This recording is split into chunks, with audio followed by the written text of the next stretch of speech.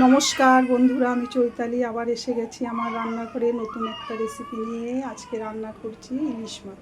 এই যে ইলিশ মাছকে কেটে হলুদ লবণ মেখে রেখেছি, এখানে গোটা লঙ্কা রেখেছি, এখানে বেগুন ভেজে রেখেছি, আর এখানে তেলের উপরে কালো জিরে সম্বার দিয়ে বাটা দিয়ে সামান্য শুকনো লঙ্কা বাটা আর জিরে বাটা দিয়ে ঝোলটাকে আমি বসিয়েছি। আমার ঝোলটা ফুটে গেছে, এবার আমি বেগুনগুলো সব দিয়ে দিব।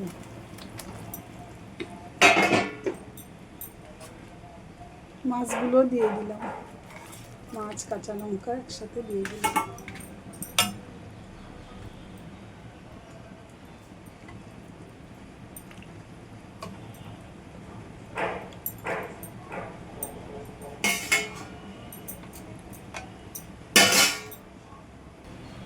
আমার ইলিশ মাছের পাতলা ঝোল হয়ে গেছে। আমার ভিডিওটা যদি ভালো লেগে থাকে লাইক করে কমেন্ট করবেন, আমার পাশে থাকবেন। দেখা হচ্ছে নতুন কোনো ভিডিওতে। ততক্ষণে সবাই ভালো থাকবেন, সুস্থ থাকবেন।